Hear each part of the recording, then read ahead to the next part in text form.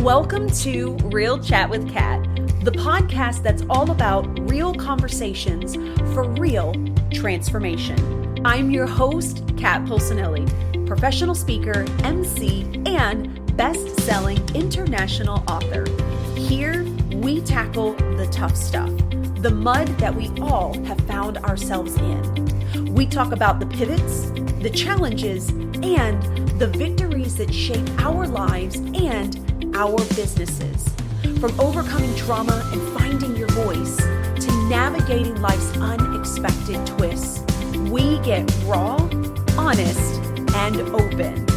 You'll hear from inspiring guests who share their stories of resilience, healing, and growth. Whether it's breaking through emotional abuse, embracing self-worth, or thriving in entrepreneurship, you'll find connection, empowerment, and the tools to keep you moving forward. So grab your favorite drink, settle in, and get ready for stories that hit home and conversations that make a difference. Let's get real together. Hello, everyone, and thank you so much for joining me today on this episode of Real Chat with Kat. I'm so excited to have you here with me today. I've been waiting for this episode. I've been waiting for this conversation. Katherine was mind-blowing when I talked to her the first time about wrapping in physiology and all the science pieces into your lifestyle, all the way down to your DNA and what it can do for you and how it all plays a part together. And I was like, oh, I could ask you so many questions. So I'm gonna try my best, you guys, to like stay focused. But we may go down a rabbit hole or two. But thank you, Katherine, so much for joining the podcast today. You're very welcome. I'm so excited myself. Yay! I am super looking forward to diving in and finally being able to ask you all the questions because I feel like if I ask them beforehand, I'm gonna forget and then they're gonna miss out on all the awesomeness. So now I get to like really nerd out, which is gonna be super fun for me. So do us all a favor then, Katherine. I'll let you introduce yourself, tell everybody you know who you are and what it is that you do.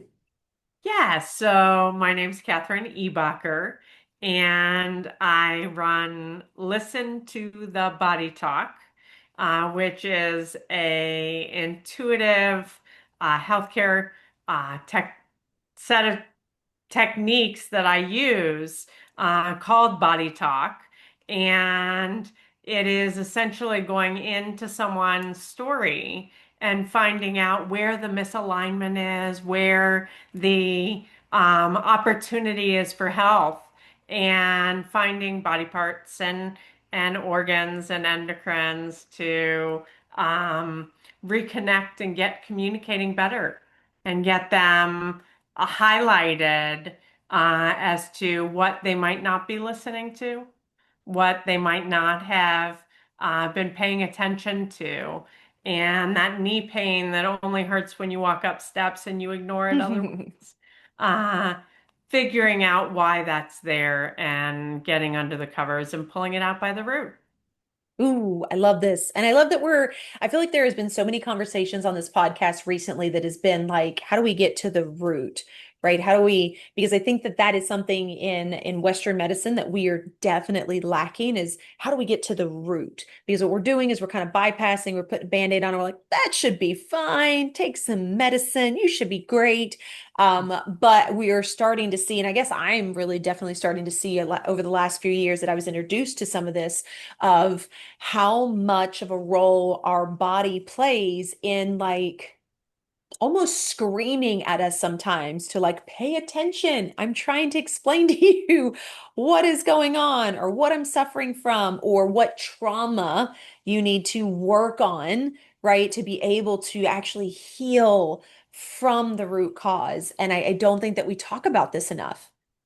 I agree. And it's what I've been working on for the last 23 years. So it's one that's near and dear to my heart that we do look at environmental issues. What's going on in the household? What are we eating? Mm. What kind of exercise do we have? The typical things. But maybe it's, a relationship between you and your son or a relationship between you and mom that may be weaving part of this story here where I think about one story for myself. I had, I mentioned knee pain, so let me Yeah. just highlight. I had an injury from walking to a street fair or back from one, and broke my shoes along the way. So I kind of had, Oh. what seemed to be a physical injury, Hmm. and I went for the MRI, but I knew there was a deeper story there. And it took about 3 sessions. One was, Catherine, get some good shoes, uh, and stop trying to be vain and wearing, fancy shoes while you're walking to a street fair. Like you can wear your proper walking shoes. So it was some of that practical stuff.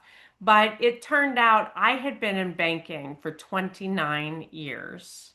And I was Mm. also doing body talk during 23 of those years. Oh, wow. My knee was actually speaking loudly in pain, saying, I'm fearful that you won't ever leave the bank and take the leap to be into your practice full time. Wow. And with that recognition that my knee was speaking that, I said, you know what? I'm going to make a commitment.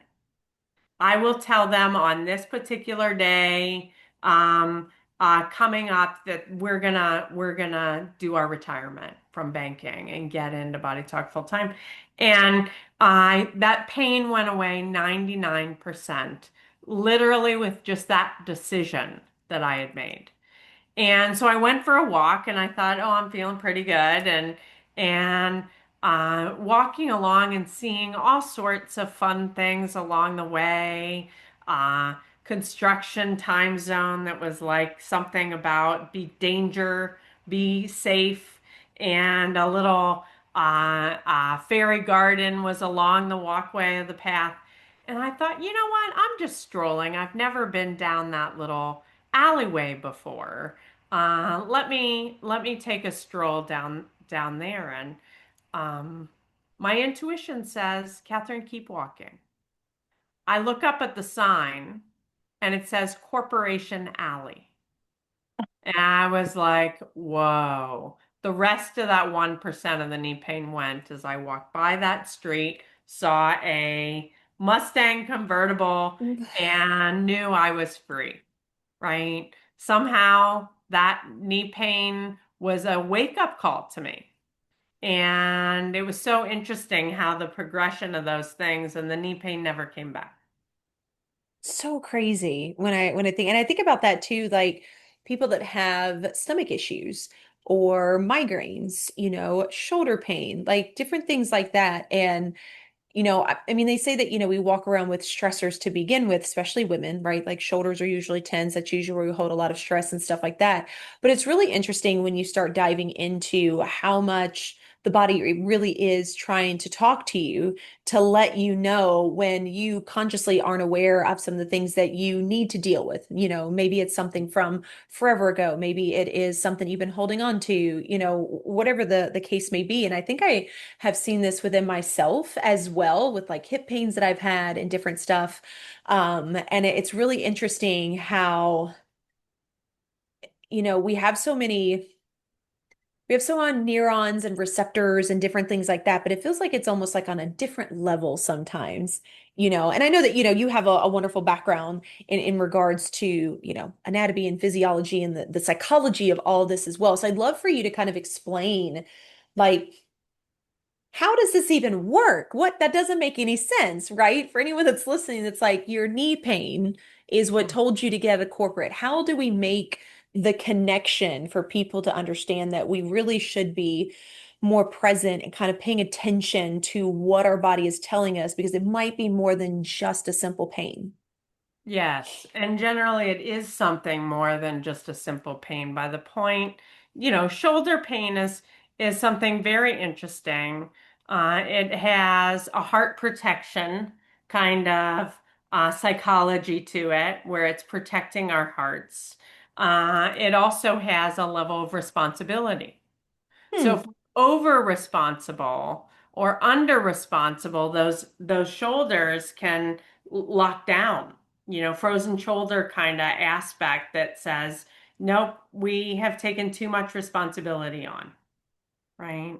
We need to get into an alignment with our lives where we can take on things in a slower fashion or back and forth. And the way we get to those stories is through muscle checking. I have a Ooh. map. It's a map of anatomy, physiology, psychology. It goes out to the level of the planets and how we're affected by the moon, our menstrual cycle, and that sort of thing, all the way down to the level of the genetic code. And consciousness of the genetic code can show up uh, as the new term that they're talking about now in science finally is epigenetics. Oh, And okay. what that means is on top of the DNA, there's little flags. I mean, anatomy there shows that they have kept the DNA open or closed, right? If it's Mm-hmm. open, like the liver part of our body needs the liver parts open, and the heart needs the heart parts open. But the DNA in every single cell is exactly the same.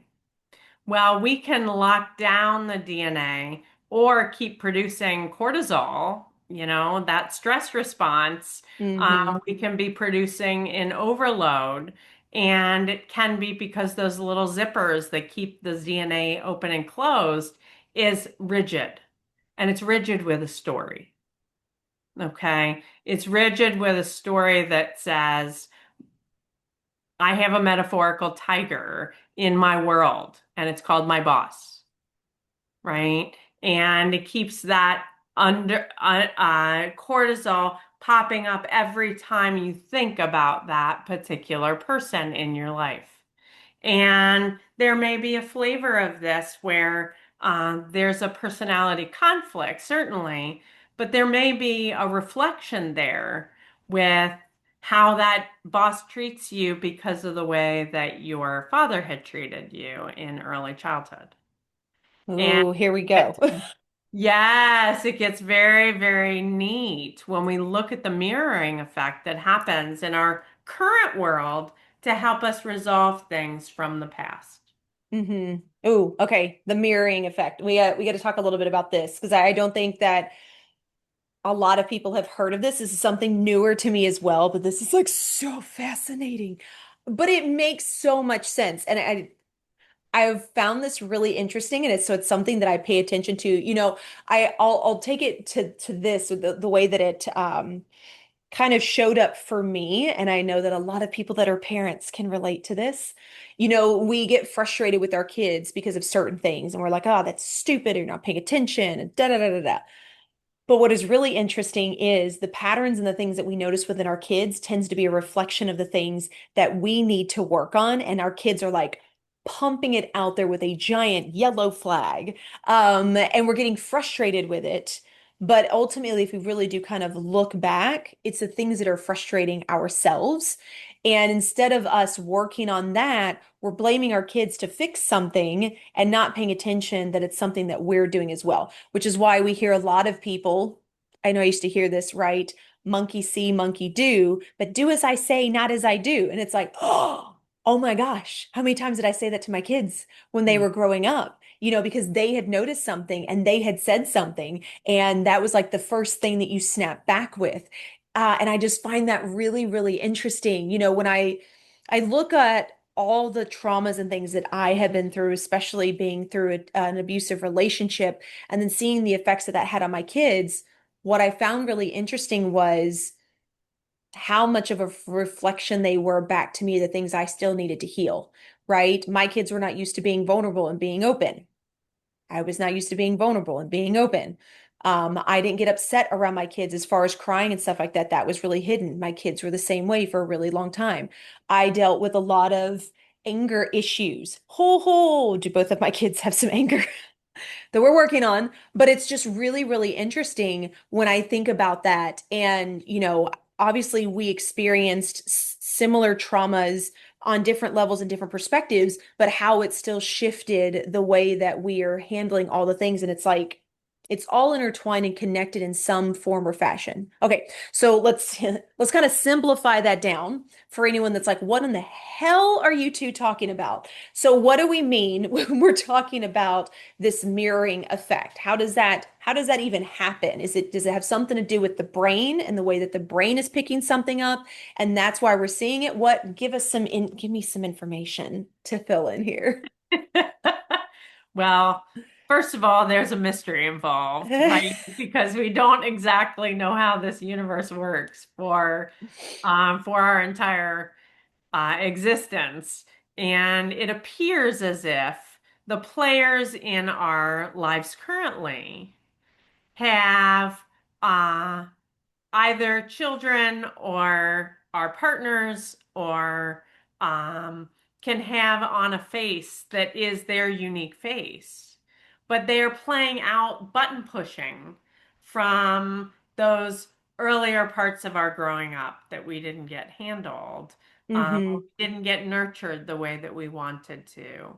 And we might nurture our children, or we might do exactly the same that we had experienced prior, right? We may treat our children the way that we were treated as kids. Or some people react in the exact opposite response and over compliment their children when they were criticized as kids, Mm-hmm. right? And they say, I will not continue that pattern in my raising of my children. And there's a flavor of that we get to mirror to heal ourselves through other people. It's not a projection necessarily. People talk about projections and they talk about mirroring. And Mm-hmm. a projection might be, I didn't get this as a kid, so you're not getting it either. And you trigger me in that, and you are to blame, right? In that partnership type of dynamic where we blame our partner for things. Well, when we're really introspective, we might say, well, that pushed my buttons because mom used to always say that to me when I was growing up. Oh, so wait a minute. Let me look at this in me and figure out how I want to react in a circumstance, in a general dynamic, and see what my partner, leave my partner out of it and look to myself to find Mm-hmm. the area that was hurt growing up and then nurture that.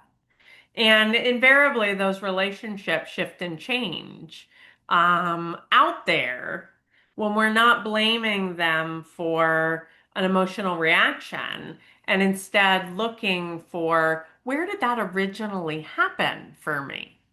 So, for instance, I'll give you one example. Um, those shame statements that we sometimes get into, like, I'm not good enough, right? Yeah. I went through an exercise with myself where I just repeated that silently to myself.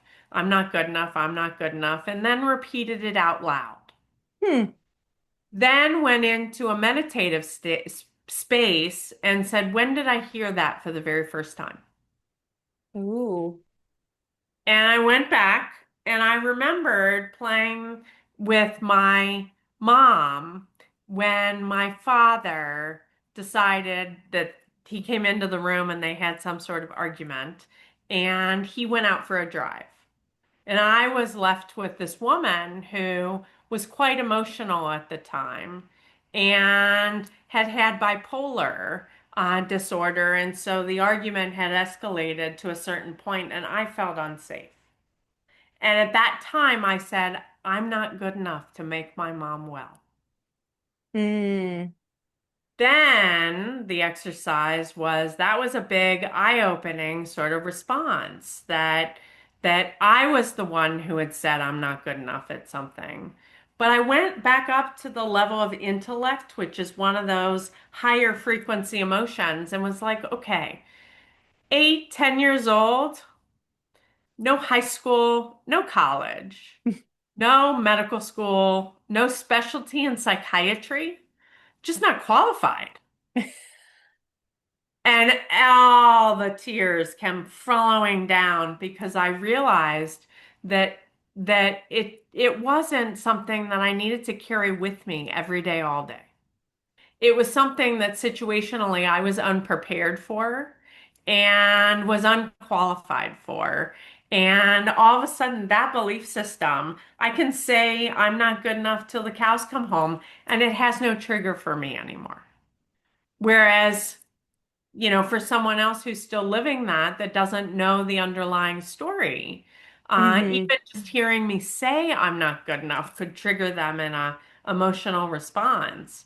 And it's worth exploring. How do we unhook that one dynamic, either intellectually or where is it in the DNA that it got locked down that says, you know, I forevermore will not be good enough.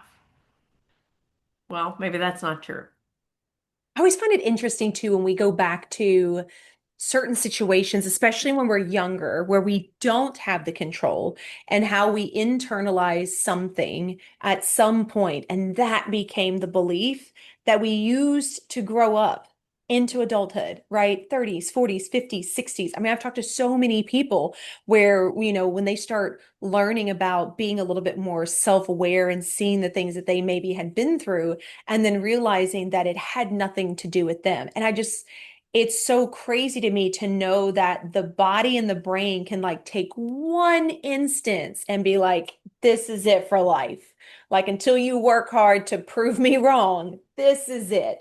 And I find it interesting. And I think that, another way to kind of look at this as well that I hear a lot of people talk about. So maybe this will be familiar with our listeners is, people talk about loving the inner child, right? But being aware of that inner child. And I think that kind of goes what you're saying, these moments in our childhood that actually kind of like got us stuck in that one space. And I was reading something recently where they were talking about how like we actually have different levels of maturity, especially when we're talking about like emotional maturity. So we seem to think, right, that I'm like, oh, okay, well, I'm this age, so I'm this level of mature. No, no, you're not. You ever seen an adult throw a temper tantrum?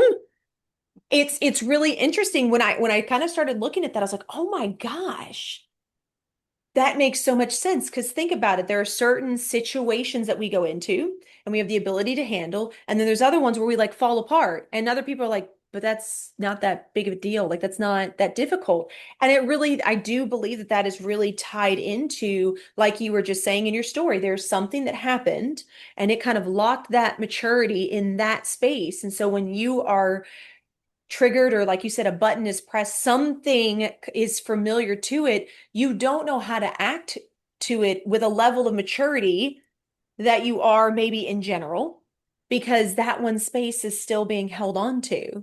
Just fascinating to me. That's right. Yeah.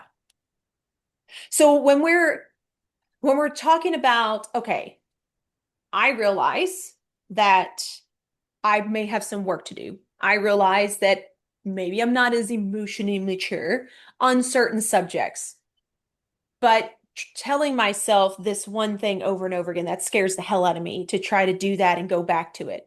What else can we do to help us just start bridging the connection to where we can start being more present, we can start being more aware, and like you say, actually hearing what the body is saying? Yes. So two things. One is uh, that is a very difficult process to do on your own. And that's why there are practitioners, and there are practitioners around the world that do body talk. But listen to the body talk. I'm a partner with my client to figure out those stories through what their body is saying through a yes no response from their heart. Okay. It's muscle checking here on their wrist or on an arm, as you've talked about muscle testing that way. But really, the heart is a lie detector. And when it contracts is when you're actually telling yourself a lesser truth. When it expands, it's beginning to tell you bigger truths. And your muscles are responding to that yes, no response of questions that we might be asking. And we're asking 20 questions. What's a priority is always the way we ask the question, because we don't want to look for problems.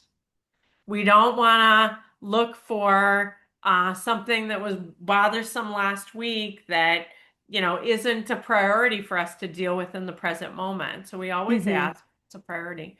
Um, and I'll say, you know, is an organ a priority? Is an endocrine a priority? Oh, the endocrine. Okay. Well, is it a priority for the pineal or for the pituitary? And the pituitary is right here deep within the brain, and it manages all of our hormones. So, yes, it's a priority. Great. Now, is it one particular hormone? Oh, it's the communication with the adrenals and that stress response. And the adrenals are not listening, they're in overwhelm. Okay. And the way we find that out is just simply by asking, is there a connection between the pituitary and another endocrine? Yes. Okay. So which one? And we go down through the endocrines and find the adrenals. And then we say, is there consciousness of the adrenals that is a priority here? And then you can go through what the adrenals do. They can get overwhelmed. They can also handle fear fairly well, and they also give us movement, adrenaline to get out for a run, and they give us positive things as well as some pathological things. And when we figure out the storyline there, then bigger stories start to emerge.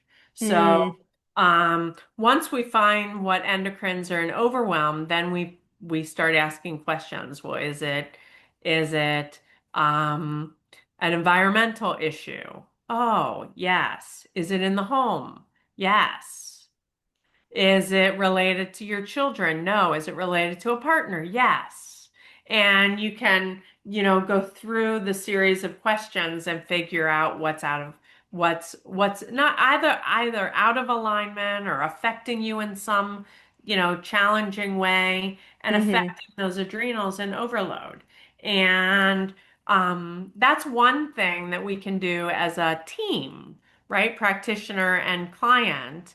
But if we were just on our own and we just wanted to find something that would help to uh, relieve the stress of the everyday, brain balancing is an awesome way Mm. to realign the cortices of the brain and the deepest part of the brain potentially with the heart brain and with the gut brain. And it's a tapping mechanism that taps on the head, the heart, and the belly to activate the alignment of the left and right side of the brain in different hand positions. Okay. Interesting. And on my website, the listentothebodytalk.com, there's a video for that to do self-care. And I recommend doing it daily and sometimes even multiple times a day because it's great when you wake up in the middle of the night. But if you haven't practiced it enough, you have to pull out the video and da da da. Yeah. So doing it in the morning when you wake up gives you a jump start on the day. And then when you wake up in the middle of the night and your mind is reeling about different things, then you're practiced and you can do brain balancing again to fall directly back to sleep. And it does that beautifully as well. So that is one great tool.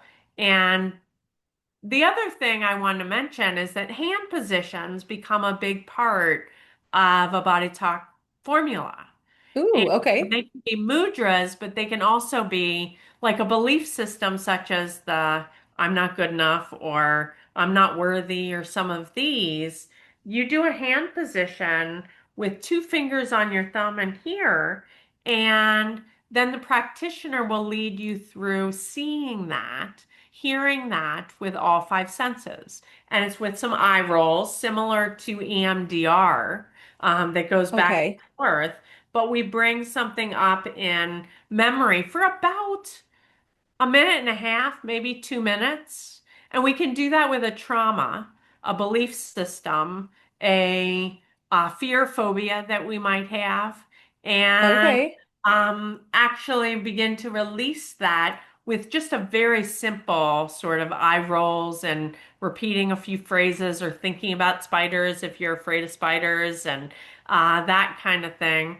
And it can relieve that in about 2 minutes with a series of tappings and a series of hand positions. And it's amazing how when you walk out of a session with a belief system that you didn't even know you had, first of all, Yeah. and then you uncover it and you relieve it in 2 minutes, you're like, wow, I feel entirely different. I don't have to carry that backpack of those belief systems along with me all the time. I can put that backpack down, and I did that in 2 minutes. I want some more. And we even muscle check for when the next session is because your body goes into a series of questions, but then it might say, that's what I can deal with today. Let's schedule. Yeah. That makes sense. Yep. Mhm. Because I do think that we can overdo it when it comes to wanting to heal. Because I know that like when I first got into it and started learning different modalities and stuff, I was like, oh my God, this is amazing.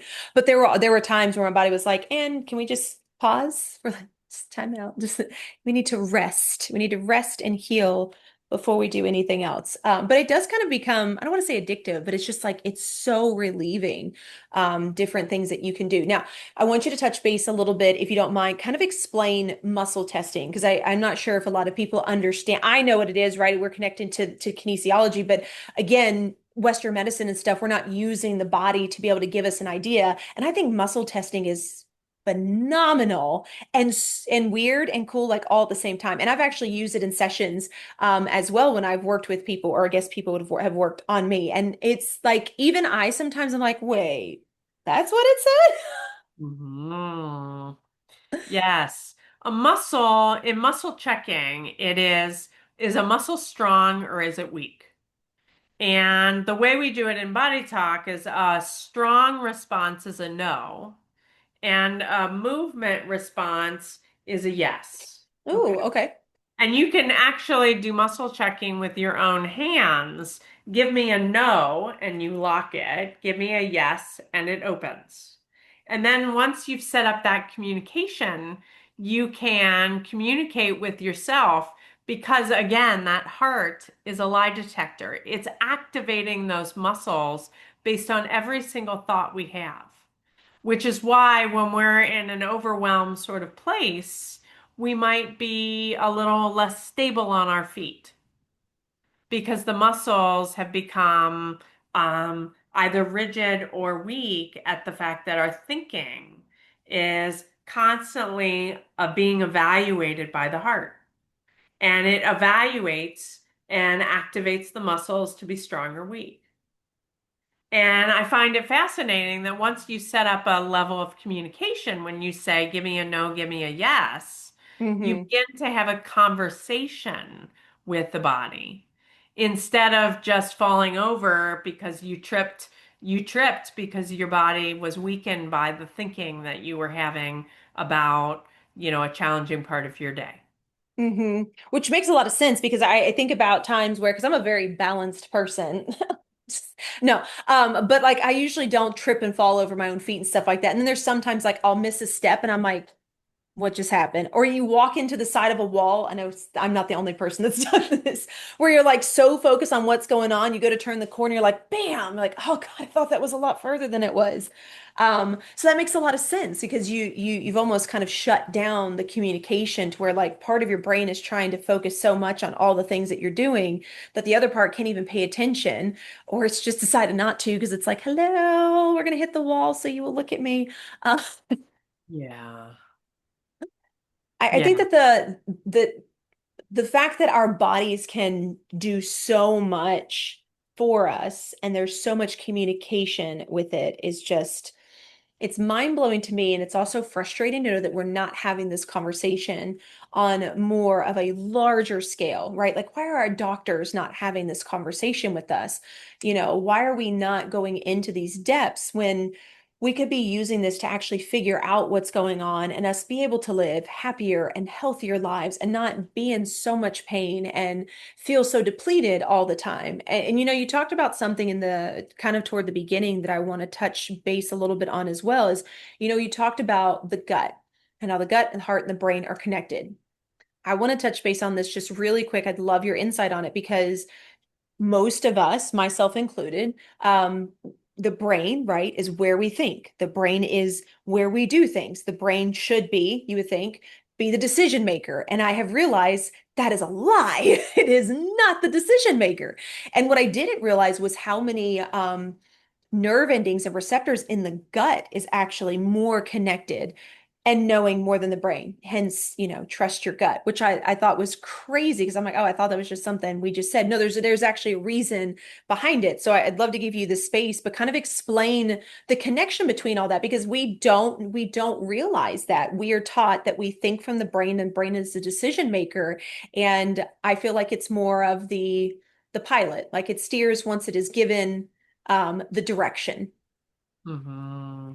You're absolutely right. And that response of what is your gut telling you, right?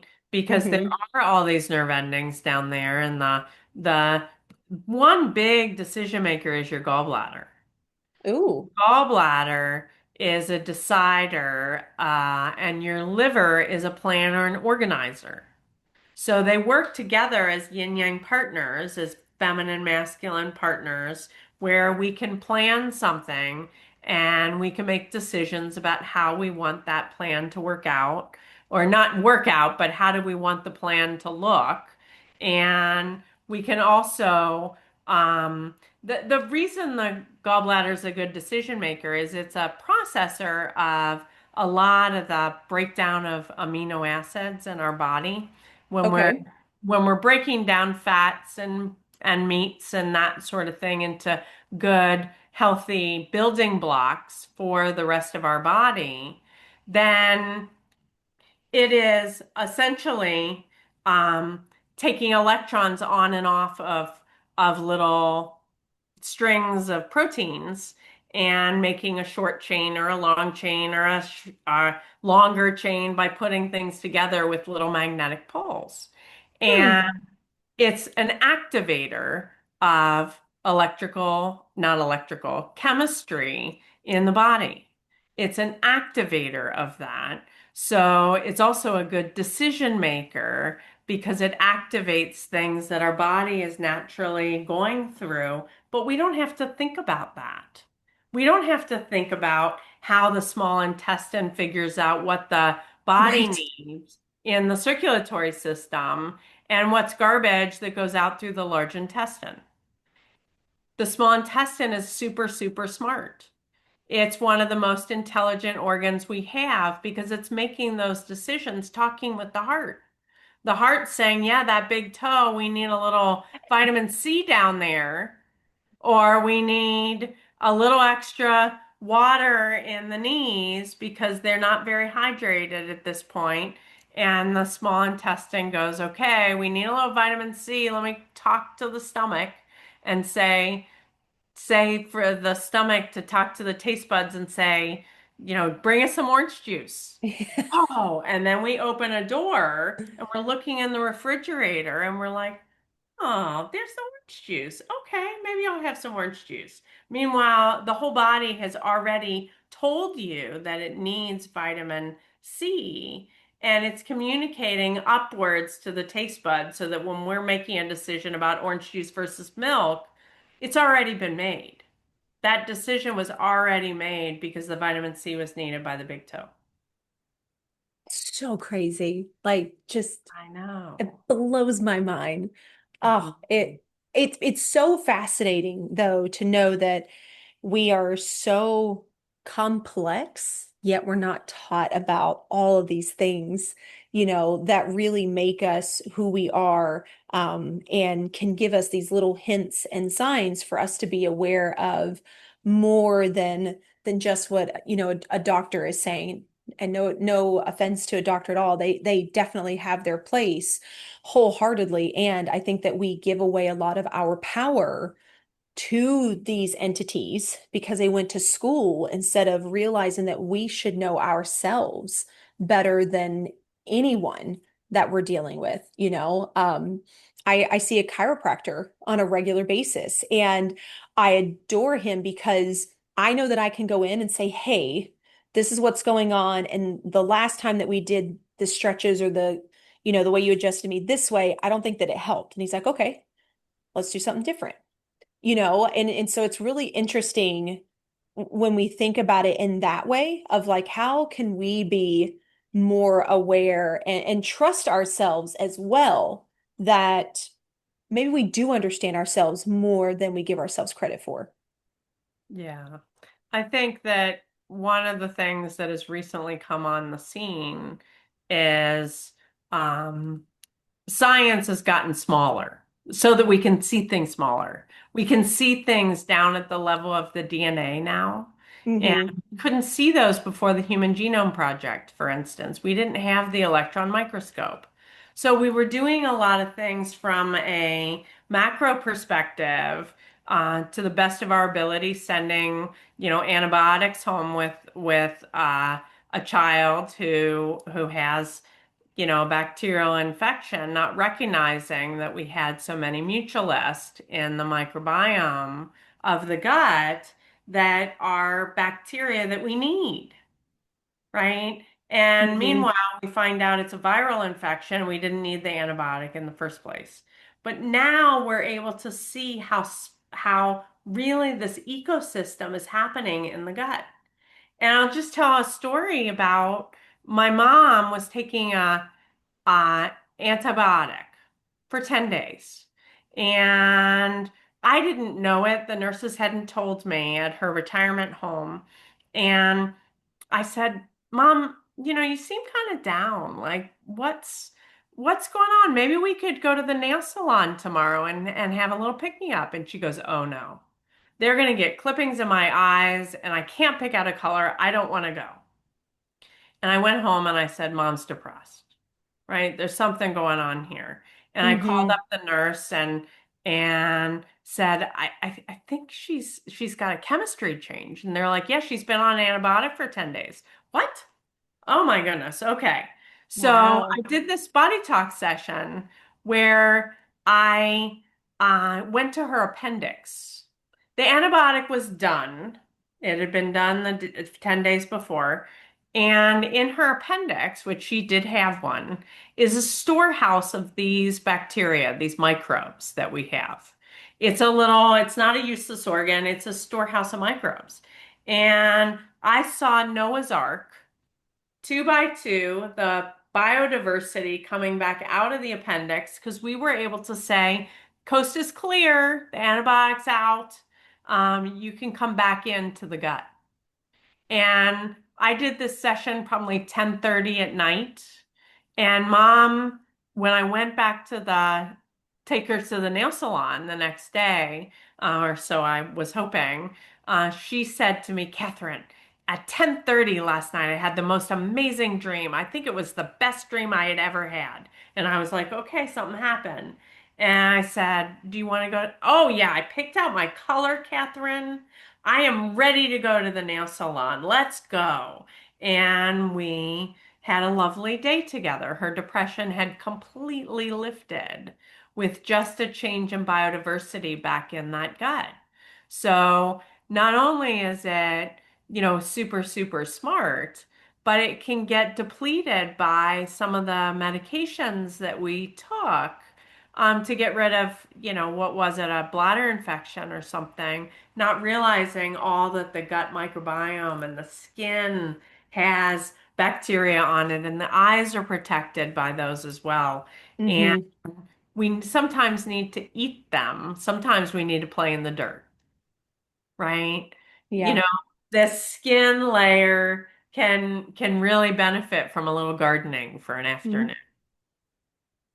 Yeah. It's so the body is amazing. And thank you so much for sharing that story. That is so cool to be able to hear. I know that you were able to do that. And again, it comes back to understanding how much your body truly is connected on so many different levels.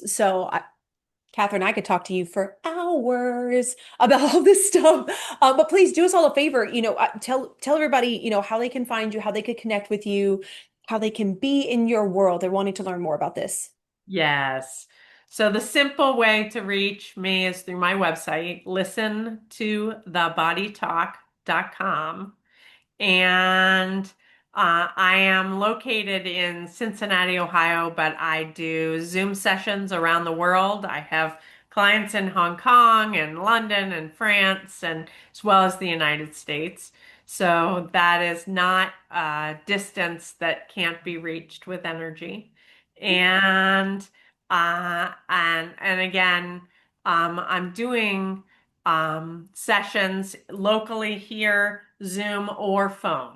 I can do a phone session as well and have a number of clients that don't want to be on camera, but definitely want the benefit of Hmm. the energetic healing. Oh, I love that so much. We'll make sure we have all the information in the show notes for you guys so you can find all the things from Catherine because there's a plethora of stuff, especially on her website as well. So, Catherine, I can't thank you enough for being a part of the podcast today. Is there anything else you would like to leave the audience with? Oh, just the consciousness of the body and the physiology and the anatomy. They all work Mm, together. They're like a little trinity of mind, body, spirit that we talk about, is also in our anatomy, physiology, and psychology of the body. And it's not something that we can figure out always on our own because our brain up here, our senses can't necessarily, if they're focused on the external world, they're not always turning inward and looking on the internal part of the world. And that's our mm. subtle senses that we can practice and learn to do, or learn to use even more effectively. Oh, So, 100%. yes. So our senses that are up here that are seeing the external world, we just want to turn them inward and see what the heart has to say too. Mm. Ah, And I love it. yes. I love it. Oh, I think this is such a beautiful reminder, to everybody that while the brain is amazing and it does a lot, really paying attention to your heart and to the other muscles and everything else in your body is just as important to be aware of because sometimes this up here it has like its own mind and it's doing what it wants to do. And it really is. Like you said, we literally have our own ecosystem that we are working off of, and we should be aware of that. And that means that we also have to tune in more inside to be aware of that, to learn from that, to be able to grow from that, and kind of start making that connection. And maybe you'll discover what your body is talking to you about. So I love this so much, Catherine. Again, thank you so much for being a part of the podcast today.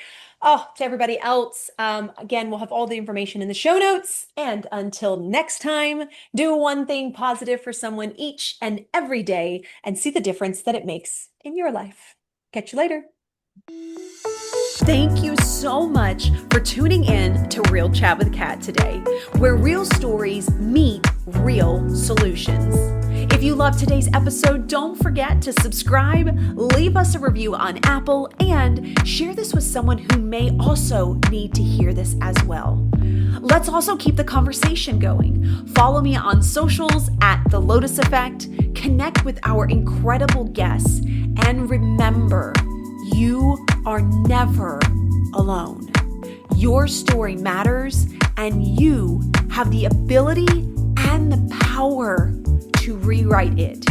You always have a choice. Until next time, stay strong, stay inspired, and keep showing up as the incredible, unstoppable